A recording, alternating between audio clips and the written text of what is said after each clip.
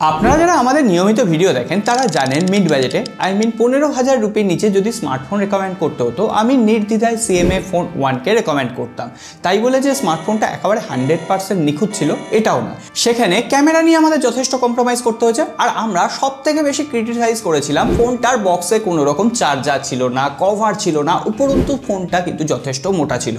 আর এবার CMA phone 2 Pro launch করা হয়েছে, আদপে এই ফোনটাই ওই প্রবলেমগুলো সলভ হলো কিনা সেটা দেখার জন্যই আমরা এসেছি। ও আরেকটা জিনিস আপনাদের ক্লিয়ার থাকার জন্য বলে দিই, this is not a barter device or not paid. So এবার বুঝতে পারছেন। এবার দেখুন বক্সটা কিন্তু বেশ মোটাসোটা হয়েছে, অর্থাৎ CMA ফোন 2 Pro এর বক্সে আমরা চার্জার তো পাচ্ছি, তার সঙ্গে সঙ্গে সব থেকে যেটা best part type C to type C data cable রয়েছে, সিম ইজেক্টার পিন রয়েছে, ট্রান্সপারেন্ট কেস রয়েছে আর ইউজার ম্যানুয়াল রয়েছে। অর্থাৎ বক্সে যেগুলো পাওয়ার কথা সেগুলো কিন্তু আমরা পেয়ে গেছি। আর এই ফোনটার সব থেকে ইউনিক পার্ট হচ্ছে এই ফোনটা এই প্রাইস পয়েন্টে একটা টেলিফটো সেন্সর অফার করছে 50 মেগাপিক্সেলের। দামটা দিয়ে যখন শুরু করলাম বলেই দিই, এর আপার ভ্যারিয়েন্ট 8GB 256GB 20,000 রুপির নিচে, আর এটার যদি 8GB 128GB নেওয়া হয় তাহলে 18,000 রুপি, অফার পিরিয়ডে 17,000 রুপিতে পাওয়া যাবে। আর সেই প্রাইস পয়েন্টে দাঁড়িয়ে টেলিফটো সেন্সরটা যথেষ্ট কিন্তু মাথা ঘুরিয়ে দিচ্ছে। আর বেশি কথা বলবো না, আমরা সোজাসুজি আগে ক্যামেরা দিয়েই শুরু করি। দেখুন এখানে যে প্রাইমারি ক্যামেরাটা রয়েছে না, সেটা 50 মেগাপিক্সেলের প্রাইমারি ক্যামেরা, তার সঙ্গে সঙ্গে 50 মেগাপিক্সেলের টেলিফটো সেন্সর আর আলট্রা ওয়াইড অ্যাঙ্গেল লেন্স দেওয়া হয়েছে 8 মেগাপিক্সেলের। আমরা বেশ কিছু অ্যাটমসফিয়ারে বিভিন্ন ধরনের ছবি তুলে দেখলাম। প্রথমত বলে দিই, ছবিগুলো ইনকনসিস্টেন্ট, কোনো জায়গায় খুব সুন্দর ছবি আসছে, কালার অ্যাকুরেসি যথেষ্ট বেটার ছিল, এক্সপোজার কন্ট্রোলও যথেষ্ট ভালোভাবে ম্যানেজ করে নিচ্ছে। কিন্তু কিছু জায়গায় এমন হবে যখন সূর্য একদম পেছনের দিকে থাকছে তখন এক্সপোজার কন্ট্রোল ঠিকভাবে করতে পারছে না আর ছবিটা একটু ফ্যাকাশে হয়ে যাচ্ছে, তখন কালার ম্যানেজমেন্টও অতটা ভালোভাবে কাজ করতে পারছে না। এমনকি লো লাইটেও আমরা যখন ছবি তুললাম টেলিফটো সেন্সর এভারেজ পারফর্ম করেছে। কিন্তু আদপে এটা প্রশংসারই যোগ্য, এই প্রাইস পয়েন্টে একটা টেলিফটো সেন্সর কিন্তু নাথিং বা CMA ফোন 2 Pro-তে ইন্ট্রোডিউস করা হয়েছে। আর টেলিফটো সেন্সর দেওয়ার চক্করে CMA ফোন 2 Pro-কে একটা জায়গায় কম্প্রোমাইজ করতে হয়েছে। এখানে কোনো রকম OIS মানে অপটিক্যাল ইমেজ স্টেবিলাইজেশন নেই, এখানে ইলেকট্রনিক ইমেজ স্টেবিলাইজেশন মানে EIS দেওয়া হয়েছে। ফলে আমরা যখন ভিডিও করতে যাচ্ছি তখন সেটা কিছুটা জার্কিনেস হচ্ছে। 4K 30 FPS-এ ভিডিও শ্যুট করা যাচ্ছে, এমনকি সেলফি ক্যামেরায় 4K সাপোর্ট নেই, সেখানে 1080p আপ টু 60 FPS-এ ভিডিও শ্যুট করা যাচ্ছে। সেলফি ক্যামেরা যথেষ্ট বেটার। আর এখানে 32 মেগাপিক্সেলের সেলফি ক্যামেরা দেওয়া হয়েছে। সেলফি ক্যামেরার অ্যালগোরিদম আমার যথেষ্ট ভালো লেগেছে, স্কিন টেম্পারেচার, স্কিনের যে কালার অ্যালগোরিদম ঠিকভাবে মেনটেন করতে পারছে, কিন্তু লো লাইটে একটু ওয়ার্ম টোন বেশি দিচ্ছে। আর এটা আমি দিনের বেলাতেও লক্ষ্য করেছি, কখনো একদম সঠিক লাইটিং কন্ডিশনে ঠিকঠাক ছবি দিচ্ছে, কিছু সময় হয়তো একটু বেশি ছবিটা ওয়ার্ম করে দিচ্ছে। অর্থাৎ আপনাকে 2-1বার ট্রাই নিয়ে ছবিটা তুললে ভালো ছবি পাবেন, না হলে একটা ইনকনসিস্টেন্ট রেজাল্ট দিচ্ছে। আশা করি এর ক্যামেরা সেক্টরটাকে নিয়ে আমি বুঝিয়ে দিতে পেরেছি। CMA phone 1, nothing phone 3A আমি ইউজ করেছি, nothing phone 3A Pro use করেছি, প্রত্যেকটা জায়গাতে আমি একটাই অভিযোগ করছি, ক্যামেরাটা এখন কিন্তু CMA বা নাথিংয়ের জন্য অনেকটাই উইক পয়েন্ট। যদি আপডেটের মাধ্যমে একটু নয় অনেকটা ইমপ্রুভ করা যায় তাহলে এই প্রাইস পয়েন্টে টেলিফটো সেন্সর ইনসেন হয়ে যাবে। আর ছবিগুলো আমি দিয়ে দিলাম, এবার ছবিগুলো দেখে আপনারা ফিডব্যাক শেয়ার করুন কমেন্ট বক্সে, এর ক্যামেরা সেক্টর কেমন লেগেছে। ক্যামেরার পর CMA ফোন বা নাথিং ফোনকে যে ব্যাপারটায় সব থেকে বেশি চর্চা করা হয় সেটা হচ্ছে ডিজাইন।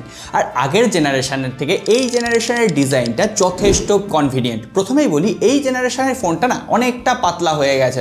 এটা মাত্র 7.8 মিলিমিটার থিকনেস রয়েছে, হাতে ধরে যথেষ্ট কমফোর্ট ফিল হচ্ছে আর যথেষ্ট লাইট ওয়েট, 185 গ্রামের। আর পেছনের দিকে যে ম্যাট ফিনিশ ডিজাইনটা দেওয়া হচ্ছে পলিকার্বনেট মানছি, আদপে এটা কিন্তু দেখতে ভালো লাগছে আর হাতে একটা হালকা ফিল আসছে।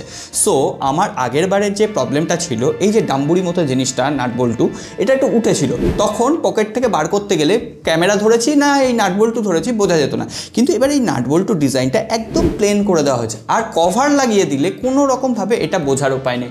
সুতরাং আগের জেনারেশনের থেকে যথেষ্ট হ্যান্ড ফিলিং বেটার হয়েছে। আর আমার মাঝে মনে হচ্ছে নাথিং ফোন 3A থেকেও এটার হ্যান্ড ফিলিং বেটার, কারণ নাথিং ফোন 3A দেখুন যথেষ্ট মোটা আর এটা যথেষ্ট কিন্তু পাতলা। আর CMA ফোন 2 Pro 4টে কালার ভ্যারিয়েন্টে অ্যাভেলেবেল, এটা লাইট গ্রিন, তবে হ্যাঁ হোয়াইট কালারের ডিজাইনটাও কিন্তু আমার যথেষ্ট পছন্দ হয়েছিল। আর এই ফোনটায় আর একটা ডিজাইনে আপনি চেঞ্জ দেখতে পাবেন, নাথিং ফোন 3A Pro এর মতো একটা এসেনশিয়াল বাটন দেওয়া হয়েছে, অর্থাৎ এটাকে প্রেস করলে আপনার একটা AI স্পেস খুলে যাচ্ছে, যেখানে আপনি বিভিন্ন স্ক্রিনশট, আপনার ভয়েস মেমো বা কিছু লিখে সেভ করে রাখলে আপনার প্রয়োজনীয় মুহূর্তে সেটা রিমাইন্ড করে দেবে। অর্থাৎ এসেনশিয়াল বাটনটাও যথেষ্ট কনভিনিয়েন্ট, তবে এখনও পর্যন্ত এটাকে কাস্টমাইজ করার কোনো রকম অপশন নেই। আর এটা মাঝে মাঝে মিসটাচ প্রবলেম হচ্ছে, পাওয়ার অন অফ করতে গেলে বা পাওয়ার সুইচ করতে গেলে এইখানে হাত চলে আসছে, তবে সেটা ডেলি ইউজ করতে করতে অভ্যাস হয়ে যাবে। আর হ্যাঁ, ডিউরেবিলিটির দিক থেকেও আজকের দিনে বিচার করলে স্মার্টফোনটা একটু পিছিয়ে থাকবে। IP54 রেটিং রয়েছে, আজকের দিনে IP68, 69 কমন হয়ে গেছে, সো জল টল থেকে একটু বাঁচিয়ে রাখাই ভালো। যাই হোক, এবার চলে আসবো এই ফোনটার ডিসপ্লের ব্যাপারে। এখানে 6.77 ইঞ্চির একটা full HD plus flexible AMOLED display দেওয়া হয়েছে, 120 হার্জের রিফ্রেশের ডিসপ্লে, যথেষ্ট সুন্দর। এমনকি আগের জেনারেশনের থেকে এখানে বেজেল আর চিন অনেকটা কমিয়ে দেওয়া হয়েছে, মোটামুটি প্রিমিয়ামই দেখতে লাগছে। এমনকি এখানে HDR10+এর সাপোর্ট রয়েছে। আমরা ইউটিউবে যখন ভিডিও দেখলাম 4K HDR ভিডিও একদম স্মুথলি চালিয়ে দিতে পারছে, কোনো রকম ল্যাগ বা ফ্রেম ড্রপ নেই। তবে মাল্টিমিডিয়া এক্সপিরিয়েন্স যথেষ্ট ভালো দিতে পারলেও সাউন্ড কোয়ালিটি যথেষ্ট average. Single bottom firing speaker, এই প্রাইস রেঞ্জের ডুয়েল স্পিকার অবশ্যই দেওয়া উচিত ছিল, কিন্তু দেওয়া হয়নি। যাই হোক, এর পাশাপাশি আমরা যখন বাইরে ডাইরেক্ট সানলাইটে ফোনটা ইউজ করে দেখলাম, যথেষ্ট ভালো ভিজিবিলিটি পেয়েছি, 3000 নিটসের পিক ব্রাইটনেস রয়েছে, অসুবিধা হয়নি। আর ডিসপ্লে প্রোটেকশনটাও কিন্তু একটু নড়বড়ে, পান্ডা গ্লাস প্রোটেকশন দেওয়া হয়েছে, তবে এটা গ্লাস প্রোটেক্টর আপনাকে কিনে নিতে হবে, প্রি অ্যাপ্লাইড রয়েছে। আর এখানে ইন ডিসপ্লে ফিঙ্গারপ্রিন্ট স্ক্যানার রয়েছে, যেটা যথেষ্ট ফাস্ট এবং অ্যাকুরেট কাজ করছে। যাই হোক, এবার কি পড়ে থাকে, আগের বারে আমরা দেখেছিলাম পারফরমেন্সের জন্য এই CMA ফোন 1কে রেকমেন্ড করা যাচ্ছিল। এবারও যে প্রসেসরটা দেওয়া হয়েছে MediaTek Dimensity 7300 Pro ভার্সন, সেটা কিন্তু যথেষ্ট পাওয়ারফুল প্রসেসর, মোটামুটি AnTuTu চেক করলে 6,92,000-এর আশেপাশে দিচ্ছে। কিন্তু আমরা যদি Vivo T4 এর সাথে কম্পেয়ার করি, Vivo T4 এ আপনারা দেখেছেন বেটার AnTuTu পেয়েছি, আইবাটার লিঙ্ক আছে, এই জন্য বলি রিভিউগুলো দেখার জন্য।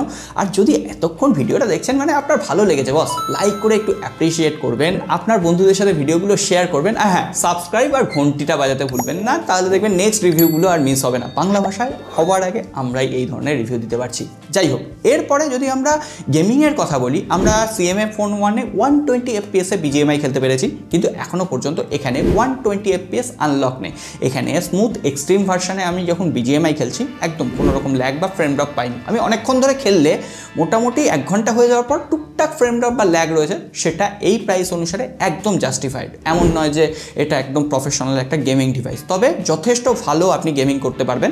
এমনকি আমি যদি ডেইলি অ্যাপ্লিকেশনগুলোর কথা বলি, সোশ্যাল মিডিয়া অ্যাপ্লিকেশন যথেষ্ট স্মুথলি হ্যান্ডেল করতে পারছিল UFS 2.2 storage type, DDR4X RAM থাকার পরও আমি মানছি এটা যথেষ্ট ভালোভাবে অপটিমাইজ করেছে। আর নাথিংয়ের সব থেকে প্লাস পয়েন্ট বা CMF এর প্লাস পয়েন্ট, সেটা হচ্ছে এর অপটিমাইজেশন বা software experience. Out of the box Android 15 রয়েছে, আর এখানে নাথিং OS 3.2 এর কাস্টমাইজেশন রয়েছে। সমস্ত প্রয়োজনীয় যে সমস্ত feature, app clone, dual apps, এগুলো আপনি অনায়াসে ইউজ করতে পারবেন, অ্যাপ লকার। কিন্তু হ্যাঁ, এর পাশাপাশি বিভিন্ন AI ফিচারের দিক থেকেও কিন্তু এটা পিছিয়ে। AI ফিচার বলতে আমরা গ্যালারিতে ওই ফটোসের মধ্যে আনব্লার অপশান পাচ্ছি, ব্যাকগ্রাউন্ড ইরেজার অপশান পাচ্ছি, এর পাশাপাশি এখানে আমরা সার্কেল টু সার্চ, এই সমস্ত টুকটাক AI ফিচারগুলো পাচ্ছি। কিন্তু হ্যাঁ, এর যে ইউআইটা সেটা যথেষ্ট স্মুথ, কোনো রকম প্রি ইনস্টলড অ্যাপ্লিকেশান, কাঁচরা অ্যাপ্লিকেশান এগুলো নেই। আর 3টে অপারেটিং সিস্টেম আপডেট, 6 বছরের সিকিউরিটি প্যাচ লেভেল আপডেট দেওয়া হবে। সো আশা করি এতক্ষণে আপনারা স্মার্টফোনটা আসল চেহারা বুঝে ফেলেছেন। কিন্তু হ্যাঁ, 5000 mAh ব্যাটারি দেওয়া হয়েছে, 33 ওয়াটের চার্জার দেওয়া হয়েছে, যেটা ফুল চার্জ হতে 1 ঘন্টা 20-25 মিনিট টাইম নিয়ে নিচ্ছে। কিন্তু একবার চার্জ করলে মোটামুটি আপনি একদিনের ব্যাটারি ব্যাকআপ তো অনায়াসে পেয়ে যাবেন, কোনো রকম হেভি ব্যাটারি ড্রেন ইস্যু নেই, অলওয়েজ অন ডিসপ্লে সাপোর্ট রয়েছে। আর হ্যাঁ, এখানে 5 ওয়াটের রিভার্স চার্জিংয়ের সাপোর্ট রয়েছে, তবে সেটা খুবই স্লো। আর এখানে 16 5G ব্যান্ডের সাপোর্ট রয়েছে, অর্থাৎ কোনো রকম 5G network connectivity, 5G VoNR এর সাপোর্ট রয়েছে। নেটওয়ার্ক এবং কানেক্টিভিটি নিয়ে কোনো রকম প্রবলেম নেই, NFC নেই। তবে হ্যাঁ, এখানে যে সিম স্লটটা দেওয়া হয়েছে, সেখানে আপনি হাইব্রিড সিম স্লট পাবেন, একটা সিম কার্ড অথবা একটা মাইক্রো SD কার্ড লাগাতে পারবেন, অথবা দুটো সিম কার্ড। সো এই হচ্ছে আমাদের ওভারঅল CMA ফোন 2 Pro। আপনারা আগে ফিডব্যাক শেয়ার করুন যে আপনাদের ফোনটা কেমন লাগছে। কমেন্ট করা হয়ে গেছে, এবার আমি বলি, আপনি যদি কয়েকটা জায়গায় কম্প্রোমাইজ করতে পারেন, টেলিফটো সেন্সার ভালো কাজ করছে ডে লাইটে, কিন্তু আদপে সেটার অপটিমাইজেশন দরকার রয়েছে। সিঙ্গেল স্পিকার, এটা যথেষ্ট অকওয়ার্ড আজকের দিনে দাঁড়িয়ে, IP রেটিংয়ের দিক থেকে একটু পিছিয়ে। এই সমস্ত জিনিসের সাথে যদি কম্প্রোমাইজ করা যায়, একটা better performance, better software optimisation, একটা ইউনিক লুকওয়ালা স্মার্টফোন যদি আপনার প্রায়োরিটি হয়, তাহলে অনায়াসে CMA ফোন 2 Pro-কে নেওয়া যেতে পারে। আর নাহলে অফারের জন্য ওয়েট করুন, 16 বা 17 হাজার রুপিতে যদি এটা পাওয়া যায়, আর সেক্ষেত্রে টেলিফটো সেন্সার তো কিলার ডিভাইস হয়ে যাবে। এই হচ্ছে আমার পার্সোনাল মত। আজকে আর কথা বলছি না। আর হ্যাঁ, আরেকবার মনে করিয়ে দিই, লাইক না করা হয়ে থাকলে লাইক করতে কার্পণ্য করবেন না, লাইক করে দেবেন। নতুন হয়ে থাকলে সাবস্ক্রাইব আর ঘন্টিটা বাজিয়ে দেবেন। দেখা হবে আগামী পর্বে।